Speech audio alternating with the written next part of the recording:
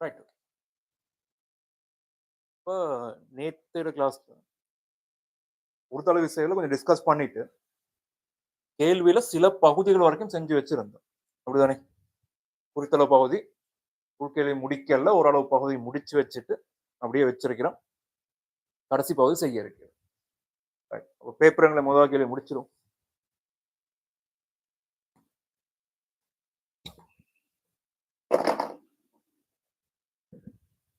சரி. இப்ப பாத்துல இன்னொரு ரிவிஷன் சொல்றதா இருந்தா, ஒரு அருகோணி 4 பக்க நீளம் உள்ள அருகோணி, அந்த 4A பக்க நீளம் உள்ள அருகோணியில வெவ்வேறு புள்ளிகளை வெவ்வேறு விசைகள் தாக்கிக் கொண்டிருக்கிறது. அந்த எல்லா விசைகளுடையும் விலையுள் ADக்கு சமாந்தரம்னு சொல்லப்பட்டிருச்சு. கேள்வி ஞாபகம் இருக்குன்னு நினைக்கிறேன். ADக்கு சமாந்தரம். இப்ப ADக்கு சமாந்தரமாக இருந்தால் லம்டா மியூ காண்ற முறைகள் பார்த்தோம். இங்க லம்டா இருந்துச்சு, இங்க மியூ இருந்துச்சு. லம்டா மியூ பெருமானங்கள் கண்டுபிடிச்சோம். கண்டுபிடிச்சு முடிய அதுக்காக விலையுடன் தாக்கக்கோடு ஏல இருந்து உள்ள தூரம் BA வெட்டும் புள்ளிக்கு ஏல இருந்து உள்ள தூரம் எவ்வளவுன்னு கேட்டிருந்தாங்க. அதையும் செஞ்சோம். A/3 வந்துச்சு. இப்ப இன்னொரு கேள்வி ஏதோ ஒன்று கேட்டிருந்தாங்க. கடைசி போகுதுன்னு நினைக்கிறேன். பேப்பர் எடுங்க பார்ப்போம். செஞ்சது கூட டவுட் இருந்தாலும் சொல்லுங்க. பார்த்துட்டு அடுத்ததுக்கு போவோம். சரி. ஏக்குள்ள தூரத்தையும் காண்க. அப்ப இதுவரைக்குமான விஷயம் முடிஞ்சு. ஏ வரை ஏக்குள்ள தூரம்ன்ற நேரம். ஏபிஐ வெட்டும் புள்ளியை, அதாவது விளைவின் தாக்கக்கோடு நீட்டப்பட்ட BA வெட்டும் புள்ளியை ஏக்குள்ள தூரம், ஏல இருந்துள்ள தூரம் கண்டுபிடிக்க சொல்லிச்சு. அதையும் கண்டுபிடிச்சு வச்சுட்டேன். விளையும் சீயில் தாக்குமாறு செய்வதற்கு சேர்க்க வேண்டிய இணையின் பருமனையும் போக்கையும் காண்போம். அப்ப அந்த கேள்விக்கு இந்த விஷயம் நான் டிஸ்கஸ் பண்ணி வச்சோம். பாருங்க, நிறைய விஷயம் பார்த்தோம். ஆர் சமன் 0 இருந்தா அது ஒரு இணையாக இருக்கலாம், அப்படி இல்லாட்டி ஒரு சமநிலையாக இருக்கலாம். அப்படிதானே? ஆர் சமன் 0 வார நேரம் ஒரு இணைன்ற நேரம்.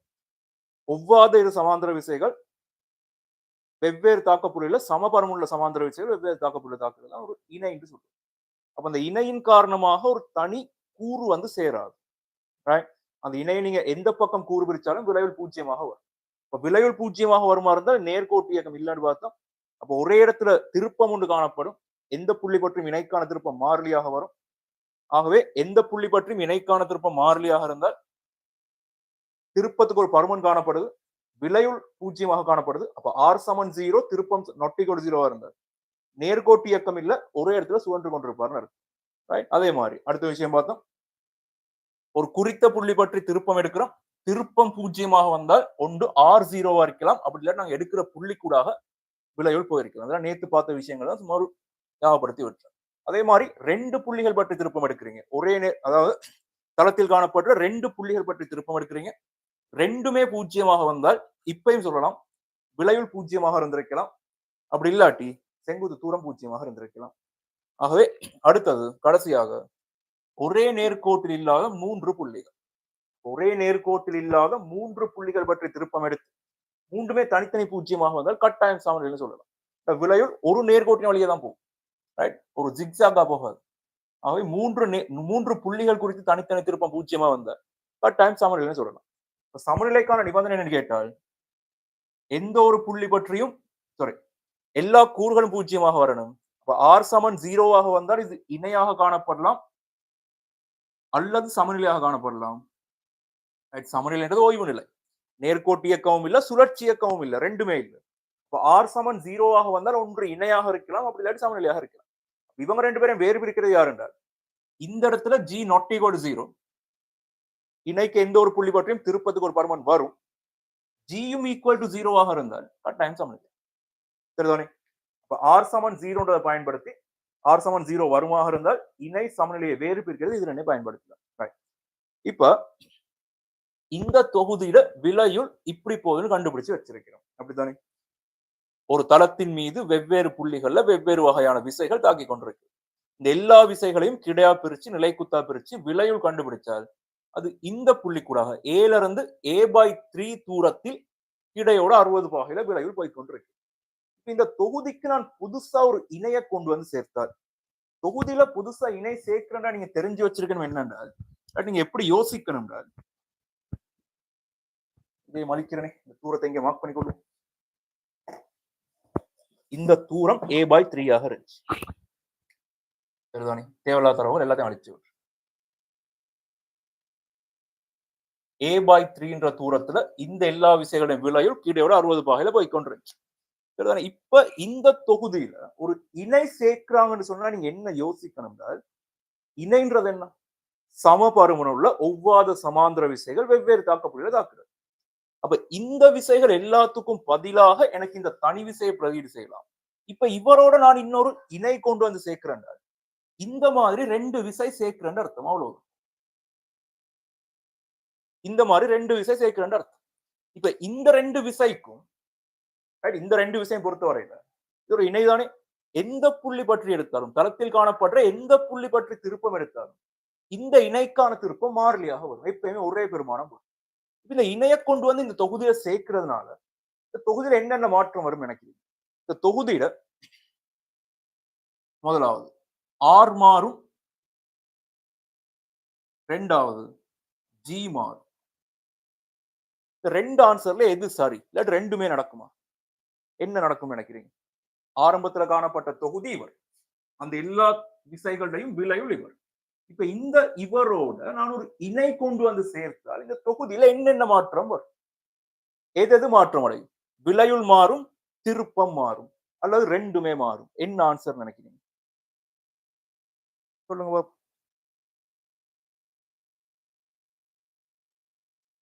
என்ன மாறும்?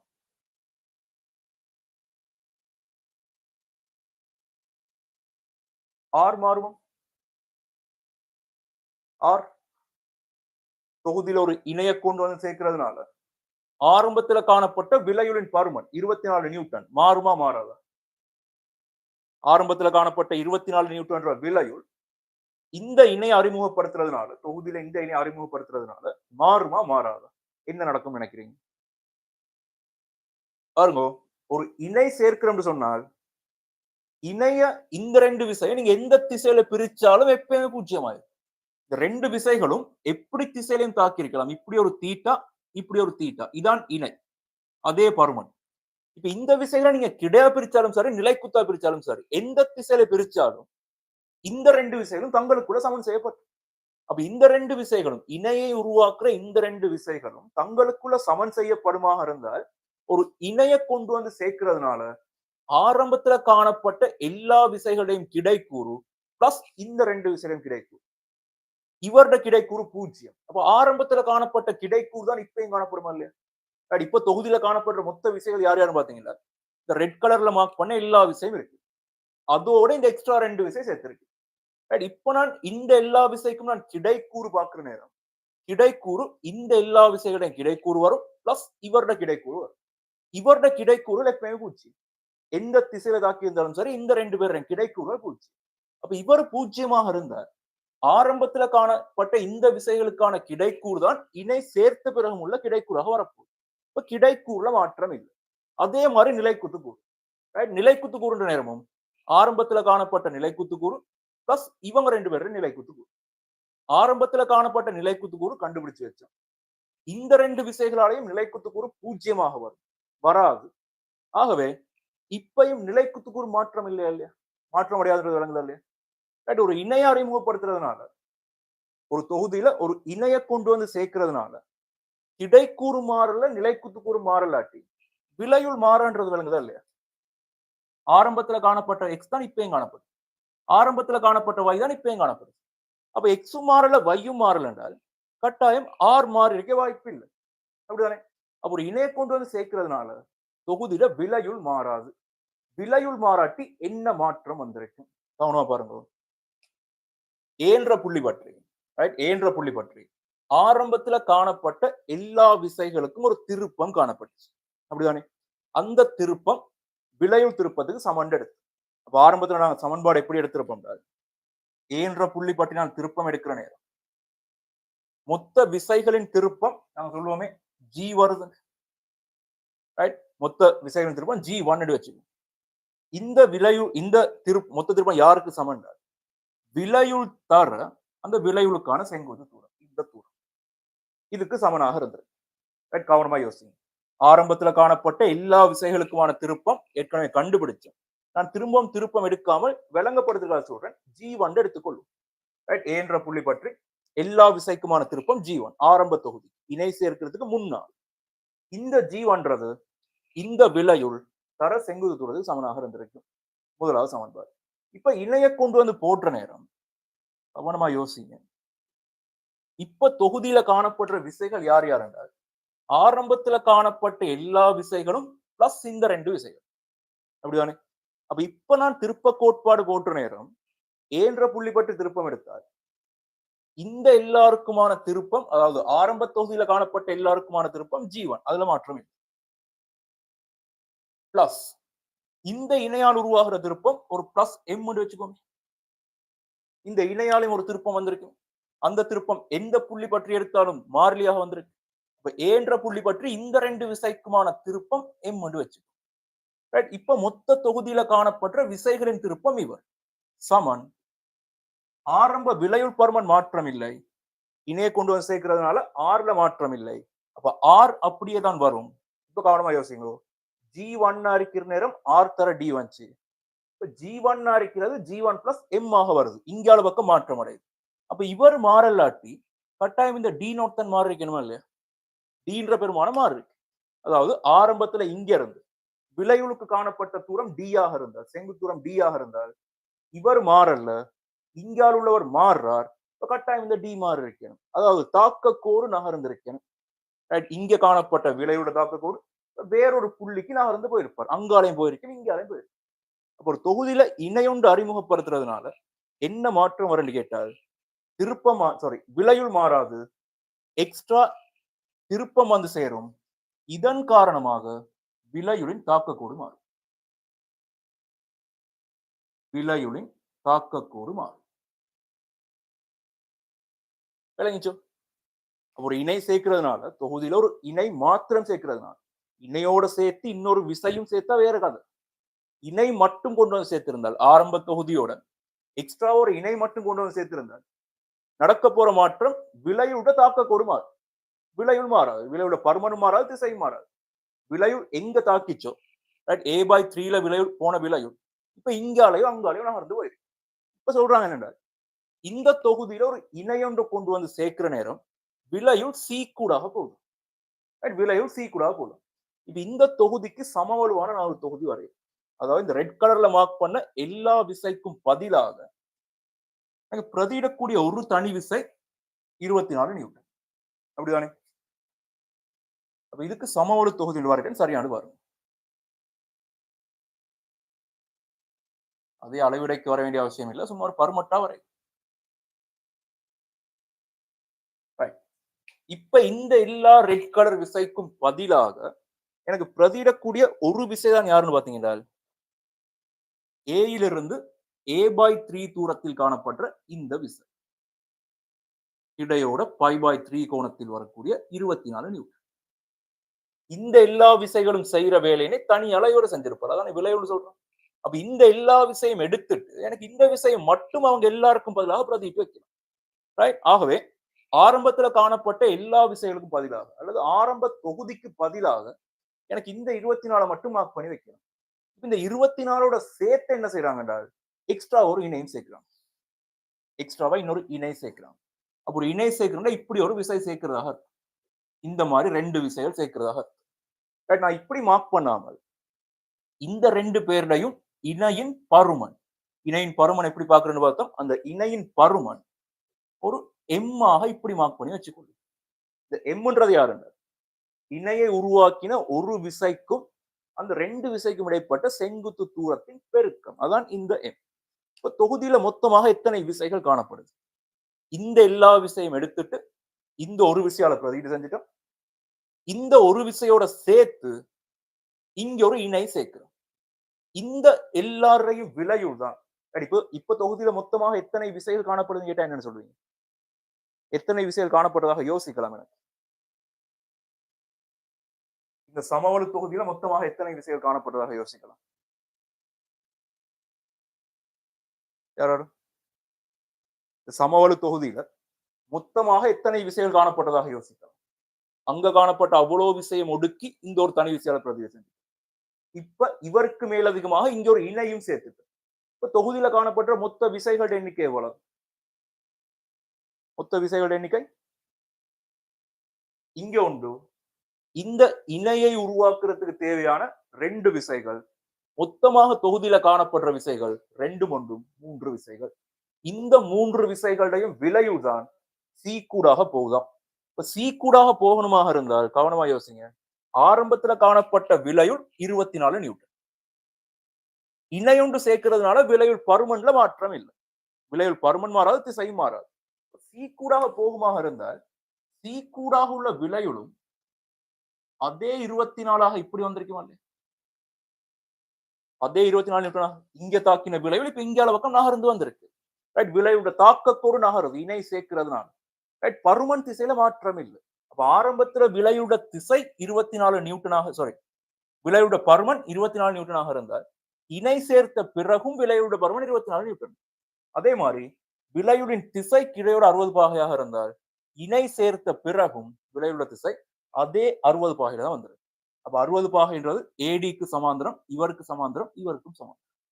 அப்ப சி கூடாக போகணுமா இருந்தால் உண்மையில் இந்த விளையுள் விசை இந்த 3 விசைகளுடையும் விளையுள் விசை பிசி கூடாக போகுதுன்னு அர்த்தம். இப்ப சேர்க்கப்பட்ட இந்த இணையின் பருமன் எவ்வளவு, அதான் கேள்வி. எம்மின் பருமன் எவ்வளவு? திரும்பவும் திருப்ப கோட்பாட்டுக்கு வரும். DEF மாதிரி திருப்ப கோட்பாட்டின் படி நான் பீன்ற புள்ளி பற்றி திருப்பம் எடுத்தா பாருங்க. பீன்ற புள்ளி பற்றி விளையுள் திருப்பம் 0. இந்த 3 பேர் விளையுள் தான் இவர். அப்ப விளையுள் திருப்பம் 0. இந்த விளையுள் திருப்பம் யாருக்கு சமனா இருக்கு என்றால் விசைகளோட திருப்பத்துக்கு சமனாக இருக்கு. அப்ப இந்த புள்ளி பற்றி இந்த 2 விசைகளுடையும் திருப்பம் இடஞ்சுழியாக எம், நாங்க வலஞ்சுழி திருப்பம் எடுக்கிறோம். பி பற்றி இவங்களுக்கான திருப்பம் இடஞ்சுழியாக எம், ஆகவே மைனஸ் எம் எடுக்கும். நாங்க எடுக்கிற திசை வலஞ்சுழி தானே. அதே மாதிரி இவருக்கான திருப்பம், இவர் வலஞ்சுழியாகவே வருவார், பிரச்சனை. அப்ப இவருக்கான திருப்பம் ஏற்கனவே இந்த தூரம் a/3 ஆக இருந்துச்சு. இவரோட தாக்க கோட்டு நான் இப்படியே நீக்கி எடுக்கிற நேரம் இங்க இருந்து இங்க ஒரு செங்குத்தொண்டு வரைஞ்சு விட்டார். இது 60 பாகை 4a பிளஸ் a/3 sin 60 என்று வரும். பிளஸ் 24 தர 4a பிளஸ் a/3 sin 60 என்று வரும். எம்மின் பெருமானம் கண்டுபிடிக்கலாம். ரைட், ஏ எல்லாமே தரப்பட்ட பெருமானம். எம் இங்கால எழுவாய் மாற்றி எடுத்தா பாருங்க, அங்கால 13 24 தர 13a இன் கீழ் 3 √3/2 வரும். சுருக்கினால் 12 தர 13ன்றது 6 5 1 156 கீழே 3 சுருக்கலாம். என்ன முண்டாலை சுருக்கினா இங்க 4 வரும், 52 வரும். 52 √3a நியூட்டன் மீட்டராக ஆன்சர் வரும். ஆகவே இந்த பருமனுள்ள ஒரு இணை இடஞ்சுழியாக சேர்க்கப்படுமாக இருந்தால் இங்க தாக்குற விளைவு இங்க நகர்ந்து வரும். அப்ப சமவெளி தொகுதி விளங்கிச்சான்னு பாருங்க இருக்கு நான் வரைஞ்சது. ஏதாவது டவுட் இருக்கான்னு பாருங்க. ஆரம்பத்துல காணப்பட்ட எல்லா விசைகளுக்கும் பதிலாக ஒரு தனி விசை இவரை பிரதிநிதி செய்யலாம். அப்ப இந்த எல்லா விசையும் அழிச்சிட்டு எனக்கு இவரை மட்டும் போடணும். இவரோட இன்னொரு இணை கொண்டு வந்து சேர்க்கிறாங்க. அப்ப இப்ப தொகுதியில காணப்படுற விசைகள் இவங்க 2 பேர். அப்ப இந்த 2 பேருடையும் விளைவு தான் பிசி கூடாக போகுது. ஆகவே நான் திரும்பவும் திருப்ப கோட்பாடு போட்டால் பி பற்றிய திருப்பம், பி பற்றிய விளைவு திருப்பம் 0 வரும். பி பற்றிய விசைகளின் திருப்பம் இவரோட திருப்பம் பிளஸ் இவரோட திருப்பம். விளங்கிச்சான்னு பாருங்க, சின்ன விஷயம் தான். டவுட் இருந்தால் சொல்லுங்க. ஒரு கேள்வி ஒரு மாதிரி முடிச்சிட்டோம்.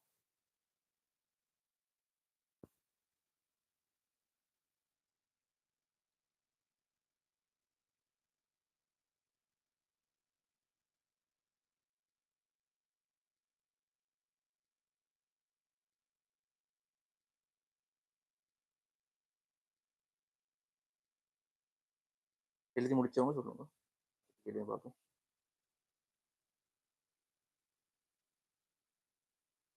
ஏதாவது டவுட் இருந்தாலும் இங்கே கமெண்ட் பண்ணாலும் சரி, அப்படி எனக்கு பர்சனலா மெசேஜ் பண்ணாலும் சரி.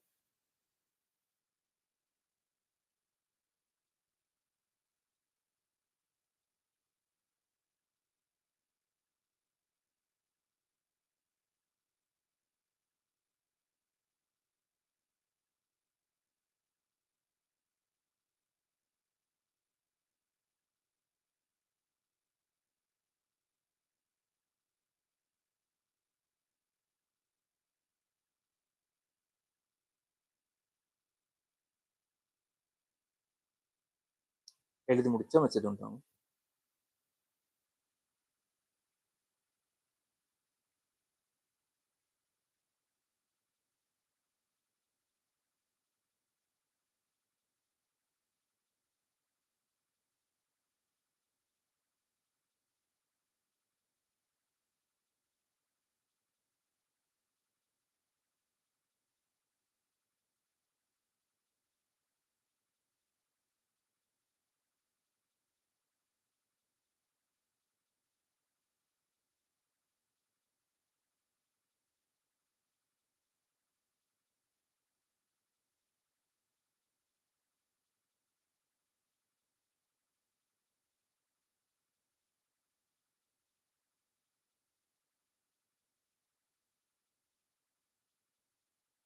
இப்போ முழு கேள்வி உங்களுக்கு திருப்பி பாருங்க. செஞ்ச எல்லா ஸ்டெப்ஸும் விளங்கிட்டாங்க. போன கிளாஸ் செஞ்சதுல ஒரு பகுதி தான் இது. ஃபுல்லா பாருங்க, விளங்கிச்சா? எதுவும் டவுட் இருக்குதா? ஏதாவது இருந்தால் சொல்லுங்க.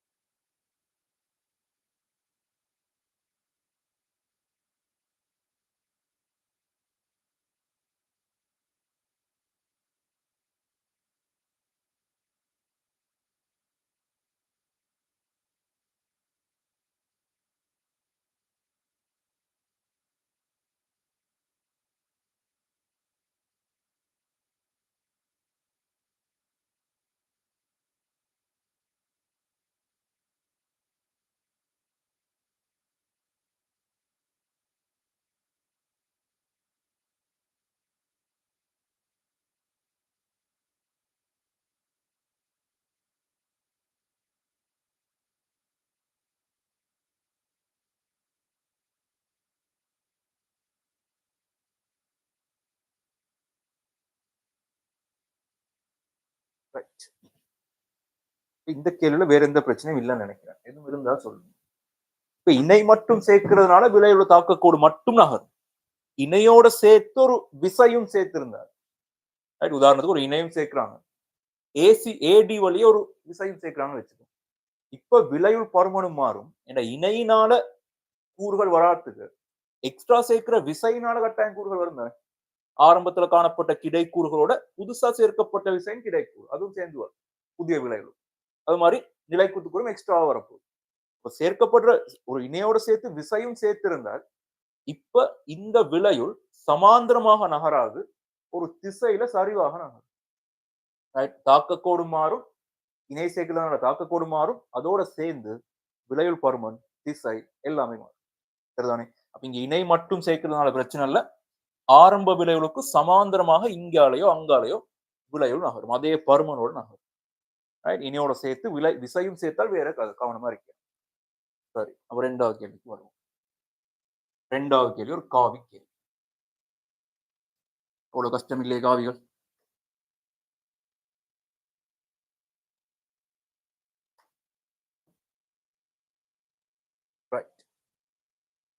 ஆரை ஆர் ஆக உள்ள வட்டம் ஒன்றின் பருதியில் உள்ள 3 புள்ளிகள் ஏபிசி ஆகும். இங்கு ஏசி ஆனது வட்டத்தின் ஒரு விட்டம் ஆகும். மையம் ஓ குறித்து ஏ, பி ஆகிய புள்ளிகளின் தானக்காவிகள் முறையே ஏ, பி ஆகும். ஏடிக்கு டிபி படம் ஒன்று வரைஞ்சுக்கோமே. சொல்றாங்க ஒரு வட்டத்தின் பருதியில் காணப்பட்ட 3 புள்ளிகள் ஏபிசி இந்த மாதிரி.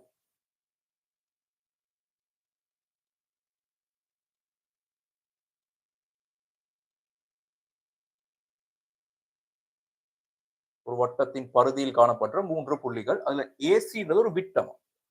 இப்ப பி எங்க வேணாலும் இருக்கலாம், அதை பத்தி தெரியாது. பி எங்க எடுக்கிறேன்னு சொல்ல தெரியாது. நீங்க வேணா இங்கேயும் எடுங்க, உங்களோட விருப்பம். மையம் ஓ குறித்து மையம் ஓ குறித்து ஏபிசி ஆகியவற்றின் தானக்காவியல் தரப்பட்டிருக்கு. ஏபிசி 3 புள்ளிகள் காணப்படுது ஒரு வட்டத்தின் பருதியின் மீது. அந்த பருதி மீது காணப்பட்ட 3 புள்ளிகளையும் ஏசின்றது ஒரு விட்டமா. அதே நேரம் ஏ, பி ஆகியவற்றின் தானக்காவியல் தரப்பட்டிருக்கு. ஏ, பியின் தானக்காவிகள் சிம்பிள் பி. இப்போ ஓ குறித்து ஏயின் தானக்காவின்னா அதை எழுதுற முறை உங்களுக்கு தெரியும். ஓ குறித்து ஏயின் தானக்காவி, ஓ குறித்து ஏயின் தானக்காவி சிம்பிள் ஏ. ஆகவே இங்கிருந்து பார்க்கிற நேரம் இந்த திசை காவி ஏ ஆக வரும். ஏகாவின் பருமன் எவ்வளவு? யாராலும் ஏகாவின் பருமன் எவ்வளவாக இருக்கு? ஏன்றகாவின் பருமன் எவ்வளவு? கதைங்க பிள்ளையா இருந்தாலும் பரவாயில்ல, படிப்போம். ஏன்ற காவி ஓ குறித்து புள்ளி ஏக்கான காவி. அப்ப இந்த திசையில எடுத்திருக்கேன். நீ விட்டம் இப்படி மார்க் பண்ணிக்கலாம், ஓட விருப்பம். நான் லேசுக்காக கிடையாக எடுத்தேன். ரைட். ஏகாவின் பருமன் எவ்வளவு? சிம்பிள் ஏகாவின் பருமன் எவ்வளவு? யாராரு? சிம்பிள் ஏகாவின் பருமன்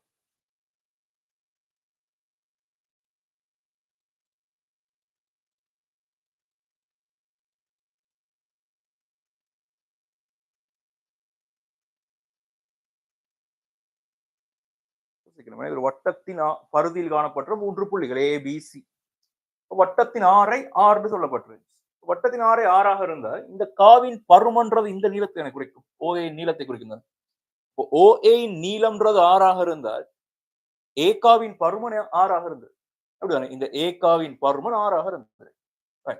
அது மாதிரி ஓபி ஓ குறித்து பியின் தான காவி சிம்பிள் பியா.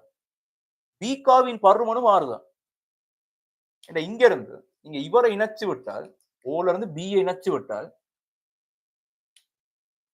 இந்த திசையில காணப்படுற காவிதான் பின்ற காவி. அப்ப இந்த பி காவின் பருமனும் ஆறுதான். இப்ப பி காவின் பருமனும் ஆறாக இருந்தால் ஏ காவியும் பி காவியும் ஒரே காவிகள் சம காவிகள் சொல்லலாமா? இந்த காவின் பருமனும் ஆறுதான், வட்டத்தின் ஆறு. அது மாதிரி இந்த காவின் பருமனும் ஆறுதான், அதுவும் வட்டத்தின் ஆறு. அப்ப ஏ காவியும் பி காவியும் சமன்றது சரியா இல்லையா? ரெண்டுமே சமகாவிகள் சரியா இருக்குமா?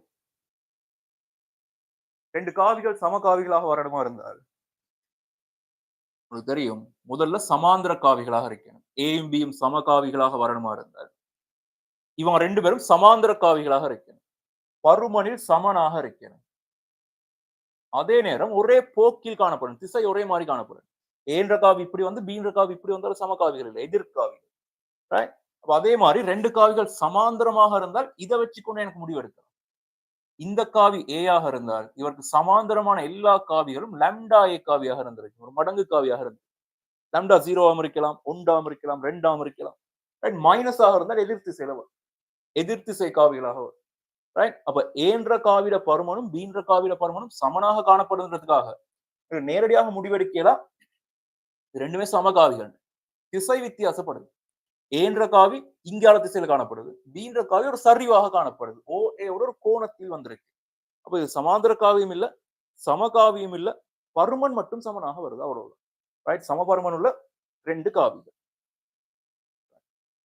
அடுத்த பகுதி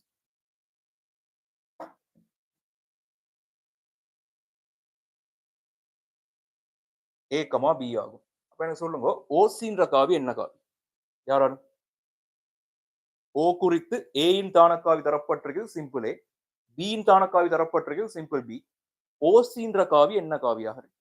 யாராலும் ஓசின்ற காவி யார்? அது இங்க பிள்ளையா இருந்தாலும் பரவாயில்ல, உங்களுக்கு நினைக்கிற ஆன்சர் என்ன? ஓசின்ற காவி யார்?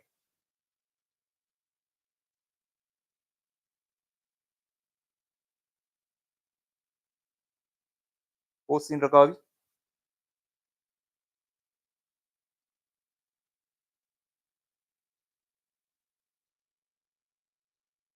யாராலும்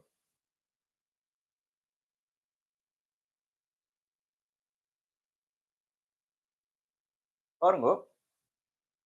ஓ என்ற காவி இப்படி காணப்பட்டால் நான் சொல்றேன் இவருக்கு சமனான காவிதான் இந்த சிஓன்ற காவி. அப்படிதானே? ஓ ஏக்கு சமனான காவிதான் இந்த சிஓன்ற காவி. பருமன் சமனாக இருக்குது, இவருக்கு சமாந்திரமாக இவர் இருக்கிறார். பாருங்க, ஏஓசி எல்லாம் ஒரே நேர்கோடு சொல்லப்பட்டது ஒரு வகையான சமாந்திரம் தான், செங்குத்தூரம் பூஜ்ஜியமாக வர சமாந்திரம். அப்போ ஓ என்ற காவி ஏயாக இருந்தால் சிஓன்ற காவி ஏயாகவே வந்திருக்கு. இந்த காவியும் எங்களுக்கு ஏ தான், சில இருந்து ஓக்கான காவி மாறி போட்டுருக்கு, திசை ஒரே மாதிரி வரணும். இவருட பருமனும் சமன். அப்போ ஓ என்ற காவி சிம்பிளேயாக இருந்தால் சி ஓன்ற காவியும் சிம்பிளே தான். அப்போ ஓசின்ற காவி மைனஸ் ஏயாக வந்திருக்கு. அப்படிதானே? ஓ என்ற காவி ஓ சின்ற காவி மைனஸ் ஏ காவியாக வந்துருக்கு. தேவைப்பட்டா அதே மாதிரி வச்சு ஓல இருந்து சீக்கான காவி மைனஸ் ஏ காவியாக இருந்திருக்கு. ரெண்டு பேருமே பருமன்கள் சமம். ரைட், ஓல இருந்து ஏக்கான நீளமும் சீல இருந்து ஓக்கான நிறமும் சமனாக வரப்போகுது. அதே நேரம் ஒரே நேர்கோடு OAC எல்லாம் ரைட். அப்போ OAC எல்லாம் ஒரே நேர்கோட்டில் வருமாக இருந்தால் ஒரு சமாந்தரம் மாதிரி எனக்கு யோசிக்கும். அப்ப இவர் பருமனில் சமன், ஒரே போக்கு, ஒரே சமாந்தரமாக வந்திருக்கு. ஆகவே இந்த காவியும் சமகாவியாக இருந்தது. சி என்ற காவியும் ஓ என்ற காவியும் சமகாவிகள். அடுத்தது இன்னும் ஏதாவது தரவு சொல்றாங்க.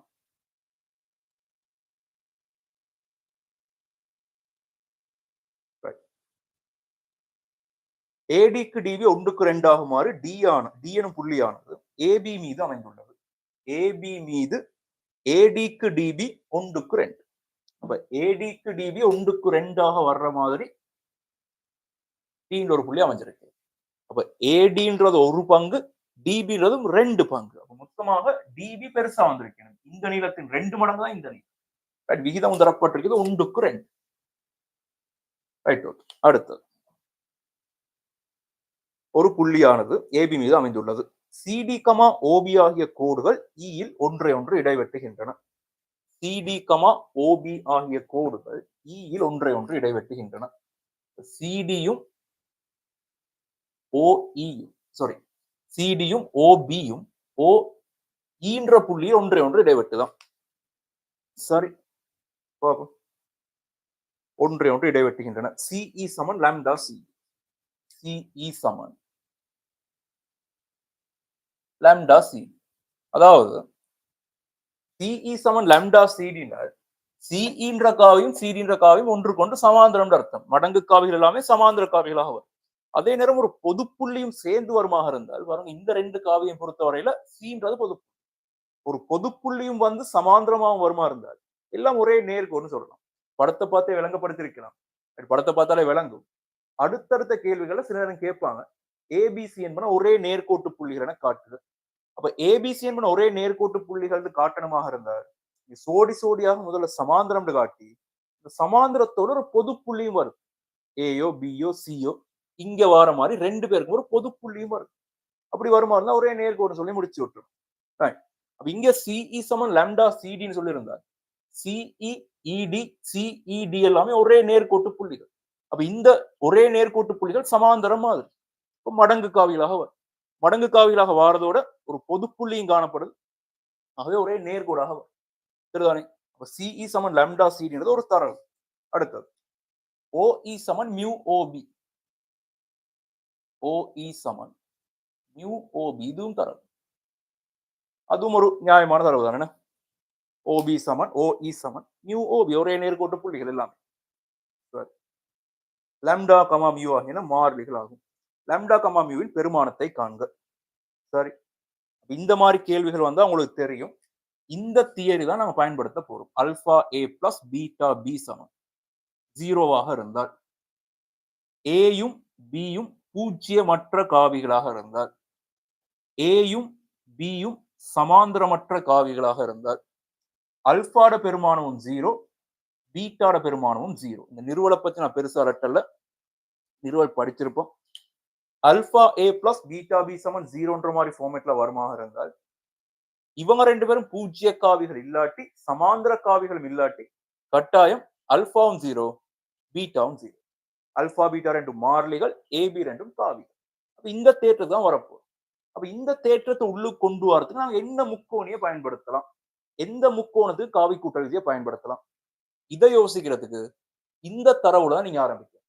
எப்ப இந்த மாதிரி ஒரு கோவை தருவாங்களா இருந்தால், உதாரணத்துக்கு சிஇ சமன் லாம்டா சிடி, ஓஇ சமன் மியூ ஓபின்ற மாதிரி தரவுகள் தருவாங்களா இருந்தால் நீங்க இவர்ல தான் ஆரம்பிக்கணும் எந்த முக்கோணத்துக்கு காவி கூட்டல் பயன்படுத்த போறோம்ன்றது. அப்ப இந்த 2 முக்கோணத்தையும் இந்த 2 காவிகளையும் பயன்படுத்தி, அதாவது சிஇ தெரியும், சிடி தெரியும், ஓஇ தெரியும், ஓபி தெரியும். ரைட், இதெல்லாம் தரவுகளாக தரப்பட்டிருக்கு. லாம்டா தான் கண்டுபிடிக்க போறோம். அப்ப இந்த காவிகள் எல்லாம் தொடர்பு படுத்தி ஒரு தெரிஞ்ச காவியை உருவாக்கணுமாக இருந்தால் யாரை உருவாக்கலாம்? இந்த எல்லா காவிகளையும் பயன்படுத்தி ஒரு தெரிஞ்ச காவியை உருவாக்கணும். பாருங்க, சிஇ தரப்பட்டிருக்கு, சிஇக்கும் சிடிக்குமான தொடர்பு தரப்பட்டிருக்கு. அதே மாதிரி ஓஇக்கும் ஓபிக்குமான தொடர்பு தரப்பட்டிருக்கு. இப்ப இந்த எல்லா காவியிலும் பயன்படுத்தி பாருங்க. எனக்கு ஓசிக்கு ஒரு கோவை எழுதலாமா இல்லையா? ஓஇ தரப்பட்டிருக்குது, சிஇயும் தரப்பட்டிருக்குது. இது ரெண்டையும் பயன்படுத்தி ஓசிக்கான ஒரு கோவை எழுதலாமா இல்லையா? எனக்கு ஓசின்றது ஒரு தெரிஞ்ச காவி. தரவுகளை வச்சா யோசிக்கணும். தரப்பட்ட தரவுகளின்படி இவங்க 2 பேரும் தான் தொடர்புபடுத்தி சமன்பாடு தாராங்க. அப்ப இவங்க 2 பேரையும் தொடர்பு படுத்தி நான் எப்படி ஒரு தெரிஞ்ச காவியை உருவாக்கலாம். ஒரு தெரிஞ்ச காவி வார மாதிரி எந்த முக்கோணத்தை பயன்படுத்தலாம். அதுதான் யோசிக்கணும். இப்ப சிஇயையும் ஓஇயையும் பயன்படுத்தி ஓசின்ற காவி கொண்டு வரலாம். ஓஇ பிளஸ் ஈஸியாக. ரைட். முதல்ல அதை உருவாக்கும்.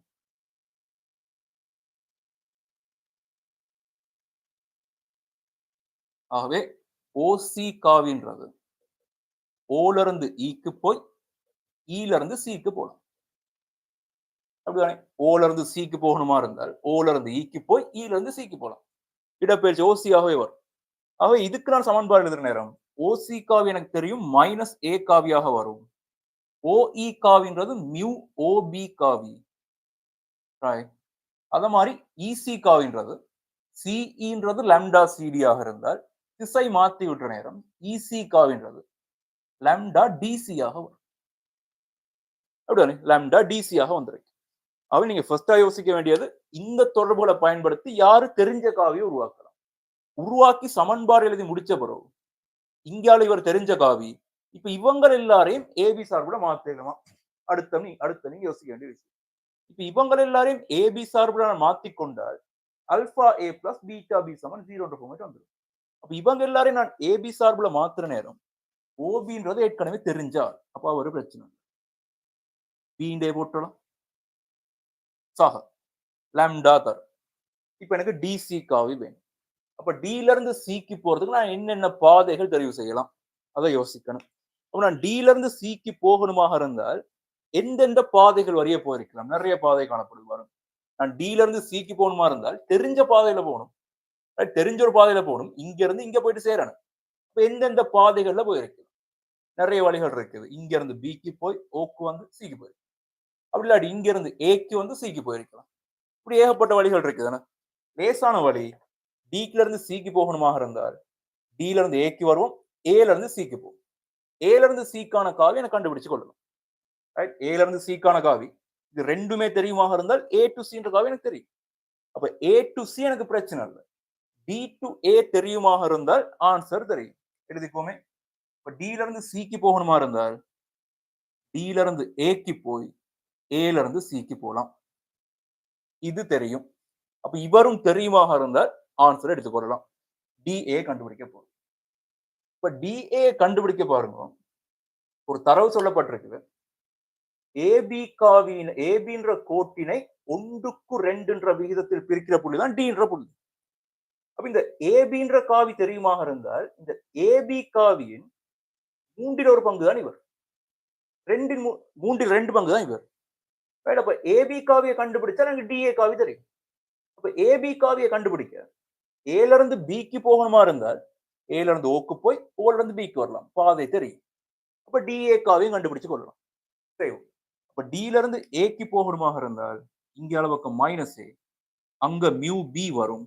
லாம்டா டில இருந்து ஏக்கு போகும். டில இருந்து ஏக்கு போறது ஒன்றுதான். அதே திசையில பார்க்கணும். டி டு ஏன்றதும் பி டு ஏன்றதுதான் சமாந்திரமாக வரப்போகுது. அப்ப டில இருந்து ஏக்கு போற நேரம் போறதும் ஒன்றுதான். அல்லது டிஏ காவின்றதும் பிஏ காவியின் 1/3 பங்குன்றது. ஏபின்னு போட்டா பிழை. ஏபின்றது இங்க இருந்து இங்க போகுது. டிஏன்றது மேல இருந்து கீழே வரும். அப்ப இந்த காவிக்கு சமாந்தரமா தான் நீங்க திசை கொடுத்துருக்கணும். வேணா அப்ப பிஏ காவியின் 1/3 பங்கு தான் டிஏ காவி. அப்ப டிஏ காவிக்கு பதிலாக எனக்கு 1/3 பி என்று போடலாம். ஏசி காவி ஏல இருந்து சிக்கான காவி எவ்வளவு யாரானும் ஏசி காவின்றது எவ்வளவாக இருந்திருக்கு?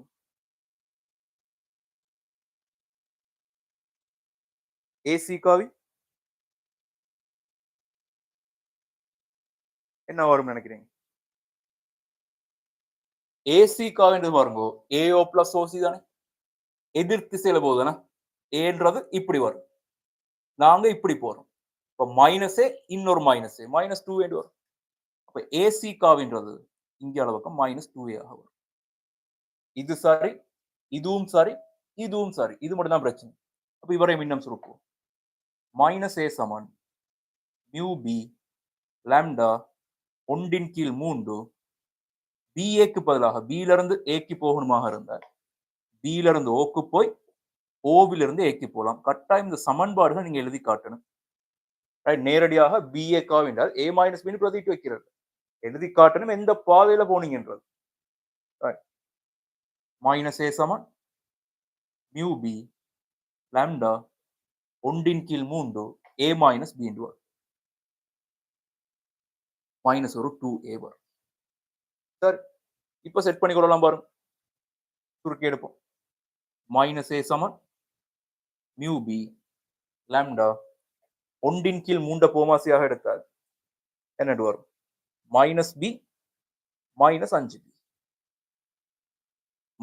-b -5 சாரி -b -5a என்று வரும். சரிதானே? விலை இல்லையே.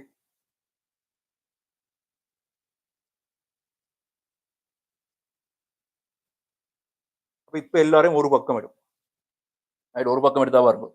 இங்க -5 லாம்டாவின் கீழ் 3 a இருக்குது. அப்ப இவர் இங்கால வந்தால் +5 லாம்டாவின் கீழ் 3 வரும். அப்ப 5 லாம்டாவின் கீழ் 3 -1 எல்லாம் சேர்ந்து a என்ற காவி உருவாக்கும். a எல்லாம் ஒரு பக்கம் எடுத்தாச்சு. b எல்லாம் ஒரு பக்கம் எடுப்போம்.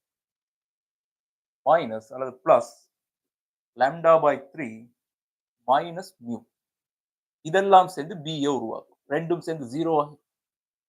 இப்ப இவர் alpha a plus beta b சமன் 0 மாதிரி ஃபார்மேட் வந்துட்டார். அப்ப alpha a plus beta b சமன் 0 ஆக இருந்தால் a b பூஜ்ஜிய காவிகள் இல்லை. இதுவும் பூஜ்ஜியம் இல்லை, இதுவும் பூஜ்ஜியம் இல்லைன்னா ரெண்டுமே பருமன் காணப்படும். அப்ப பூஜ்ஜிய காவி இல்லை. பூஜ்ஜிய காவி இல்லை, அதே நேரம் ரெண்டு பேரும் சமாந்தரமும் இல்லை. a b சமாந்தரமும் இல்லை. அப்ப ரெண்டும் சமாந்தரமும் இல்லாட்டி கட்டாயம் யாரு தான் 0 இருந்திருக்கேன். 5 லாம்டாவின் கீழ் 3 சாய உண்டு, இது சமன் 0, கமா லாம்டாவின் கீழ் 3 மைனஸ் மியூ சமன் 0 வந்து. அப்ப இவங்க ரெண்டு பேரையும் பயன்படுத்தி லாம்டா மியூ ரெண்டையுமே கண்டுபிடிக்கும். லாம்டாவோட பெருமானம் பாருங்க எப்படி வரும்? 3 கீழ் 5 பொருத்தமோ? Right, okay sir. இதுதான் சிடி காவில ஒரு மடங்கு, ஒரு பங்கு தான் இவர். இப்போ 3 கீழ் 5 பங்குன்னு விட வந்திருக்கு. அதே மாதிரி மியூவின் பெருமானம் λ/3 என்று வரும். λ/3ன்றது 1 கீழ் 5. சரிதானே? 1 கீழ் 5 லாம்டாவோட பெருமானத்தை மியூட பெருமானத்தை கண்டாச்சு. டக்குன்னு எழுதிக்கோங்க பார்ப்போம் தேவையான விஷயங்கள். டவுட் இருந்தால் சொல்லுங்க. ஒரேடியா முழு கணக்கையும் பார்க்காம இது டவுட் இருந்தால் சொல்லுங்க.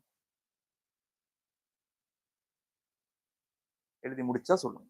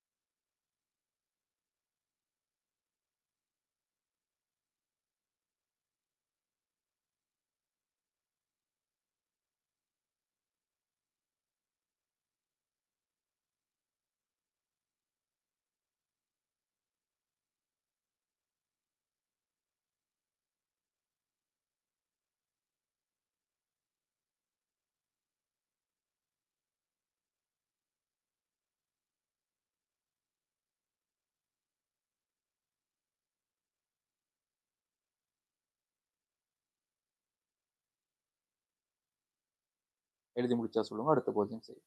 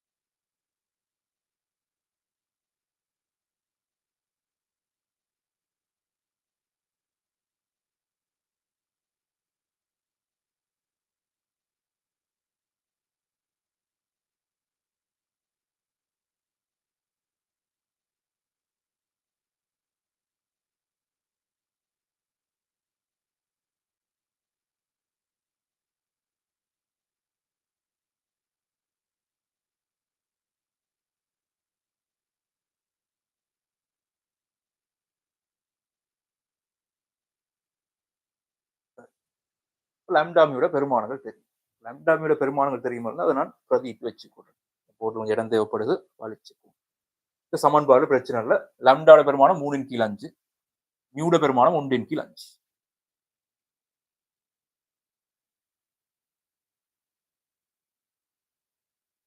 லாம்டாவோட பெருமானம் 3/5, மியூட பெருமானம் 1/5. சரிதானே? அடுத்த பகுதி பெருமானத்தை காண்க. OE-க்கு EB, CE-க்கு ED ரெண்டையும் கண்டுபிடிக்கிறோம். OE-க்கு EB, CE-க்கு ED. அப்போ OE-க்கு EB-க்கான விகிதம் தேவையா இருந்தால் OE-க்கும் OB-க்குமான விகிதம் எனக்கு தெரியும். அப்படிதானே? OE-ன்றதுக்கும் OB-ன்றதுக்குமான விகிதம் தெரியும். அப்போ OE-க்கும் OB-க்குமான விகிதம் அல்லது இப்படி சொல்றதாக இருந்தால் பாருங்க, OB காவியின் 5ல் 1 பங்கு தான் இவர். OB காவியினை 5ஆக பிரிச்சு 1 பங்கு தான் இவர். அப்ப 5ஆக பிரிச்சு 4 பங்கு இங்க வந்திருப்பார். அப்படிதானே? OE காவின்றது OB காவின் 1/5 பங்காக இருந்தால் EB காவின்றது OB காவின் 4/5 பங்காக இருந்திருப்பார். ரெண்டும் சேர்ந்து OBன்ற முழுக்காவி வந்துருக்கு. அப்போ OE காவின்றது OB காவின் 1/5 பங்காக இருந்தால் EB காவின்றது 4/5 பங்காக வந்திருக்கு. ஆகவே இவர் 1க்கு 4ன்ற மாதிரி விகிதத்துல வந்திருப்பார். ஆகவே OE-க்கு EB-ன்ற விகிதம் 1க்கு 4ஆக வரும். ரைட்? OE-க்கும் EB-க்குமான விகிதம் 1க்கு 4ஆக வரும். அடுத்தது CE-க்கும் ED-க்குமான விகிதம். CE-க்கும் ED-க்குமான விகிதம். CE-க்கும் ED-க்குமான விகிதம் அதே மாதிரி கண்டுபிடிக்கலாம். CE-க்கும் CD-க்குமான விகிதம் 3/5. அப்ப CD-ன்ற காவியினை 5ஆக பிரிச்சு 3 பங்கு இங்க வரும். அப்புறம் 2 பங்கு இங்க வந்து ED-ன்ற காவி 2/5 CD-யாக வந்து CE-ன்ற காவி மொத்த CD காவின் 3/5 பங்கு. 5ல் 3 பங்கு. அப்ப 5ல் 2 பங்காக இவர் இருந்திருப்பார். அப்ப இந்த விகிதம் CE-க்கும் ED-க்குமான விகிதம் 3க்கு 2ஆக வரும்.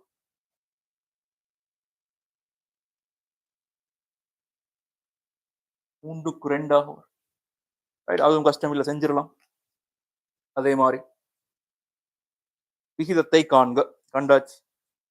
CE சமன் 1/5 இவர் என்ன காட்டு. அப்ப CE காவை பத்தி கழிக்கிறோம். CE காவை நான் ஏற்கனவே கண்டு வச்சிருக்கேன். இந்த இருக்கு CE காவின்றது 3/5 CD காவி. இப்ப எனக்கு CD காவியும் தெரியா, Cல இருந்து D-க்கான காவியும் இப்போதைக்கு தெரியா. இப்ப Cல இருந்து D-க்கு போகணுமா இருந்தா நீங்க எப்படி ஒரு பாதை தெரிவு செஞ்சிருக்கீங்க? A-க்கு வந்து Aல இருந்து D-க்கு போகலாம். ரெண்டுமே தெரிஞ்ச காவி. அதுக்கும் சமன்பாடுகளை பார்ப்போம். 3/5 Cல இருந்து A-க்கு வருவோம், Aல இருந்து D-க்கு போவோம். சரி, 3/5 அப்படியே இருக்கட்டும். Cல இருந்து A-க்கான பாதை 2A காவி. இவர் 2A ஆக வருவார். Aல இருந்து D-க்கான பாதை திரும்பவும் AB காவியின் 1/3 பங்கு, 3 பங்கு. ஆகவே AD காவின்றது 1/3. இப்ப நான் AB தான் போடுறேன். ஏரிட திசை இங்க இருந்து மேல் நோக்கி இருக்குது. அப்ப அதே திசையில வார காவி மற்ற காவி AB காவி. அப்ப AB காவின் 1/3 பங்கு தான் AD காவியாக வரப்போகுது. ரைட்? இப்படி வரும். அடுத்தவர்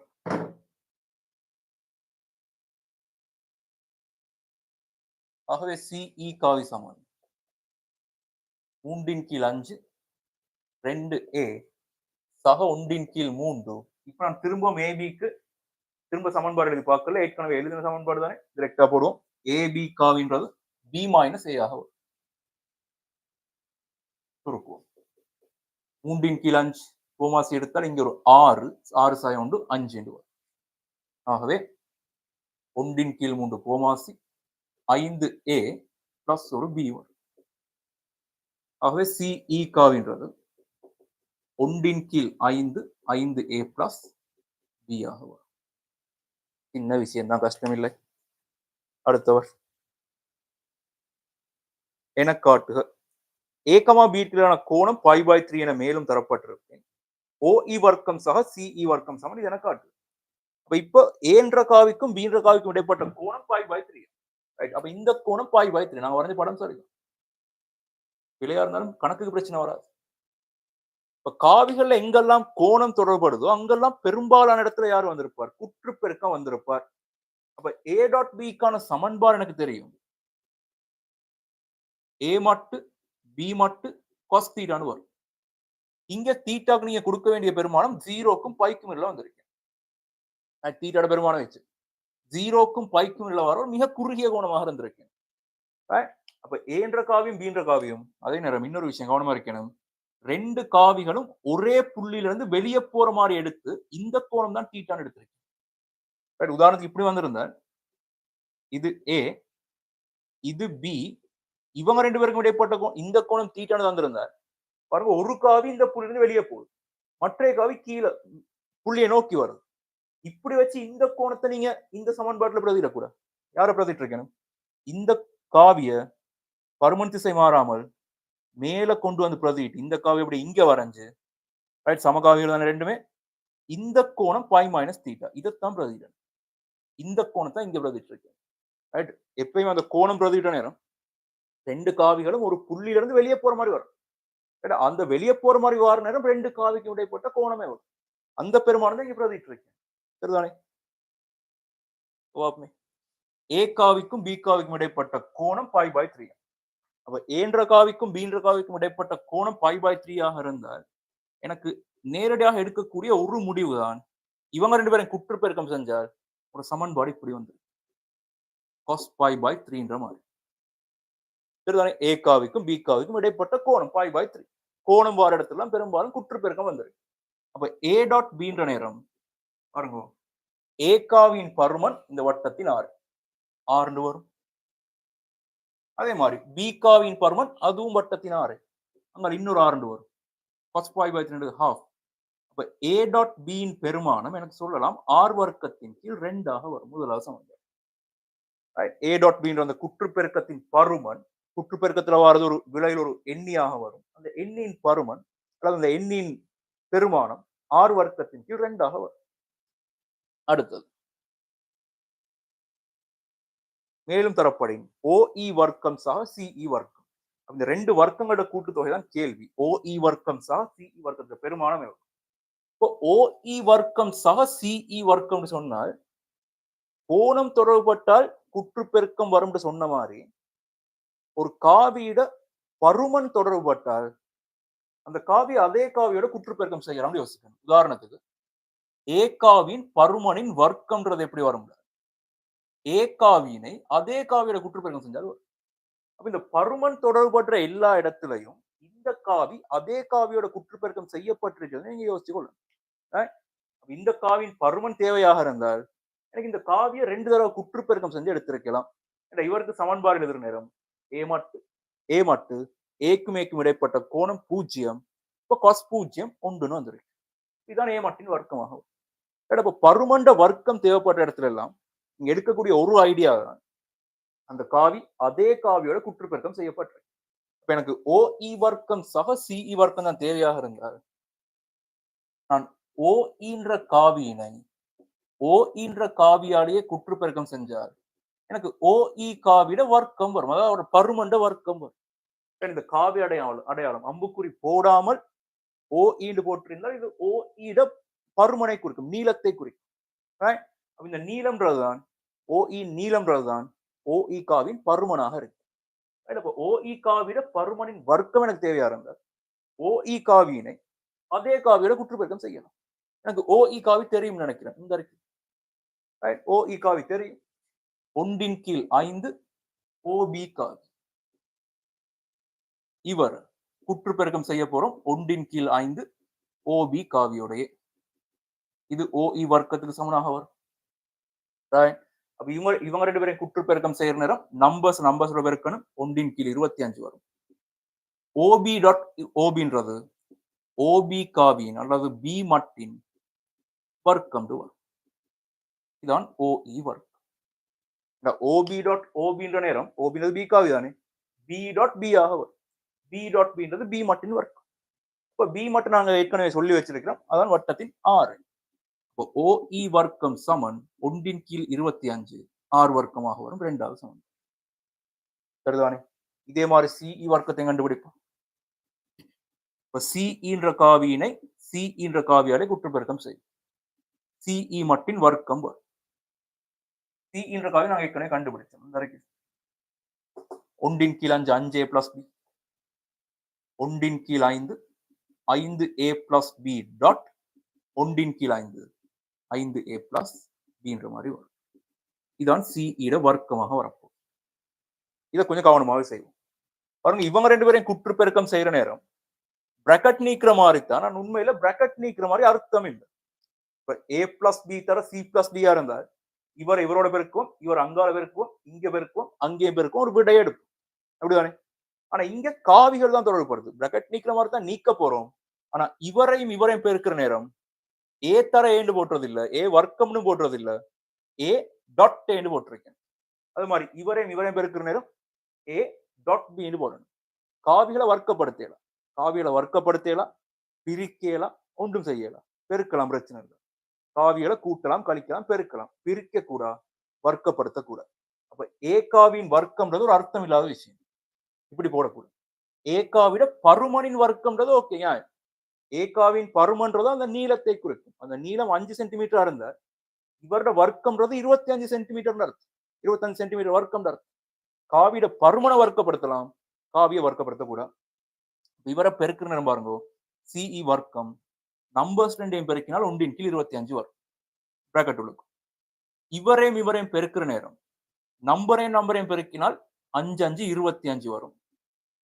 ஏ டாட் ஏ, அது ஏ மட்டின் வர்க்கம். இதையும் இதையும் பெருக்கிறோம் 5a டாட் பி, இதையும் இதையும் பெருக்கிறோம் இன்னொரு 5a டாட் பி, மொத்தமாக 10a டாட் பி தான் வரும். ஏ தர பின்னு போட்டுறது இல்லை. காவிகளை பெருக்கிற நேரம் குற்று பெருக்க அடையாளம் தான் பயன்படுத்திருக்கேன்.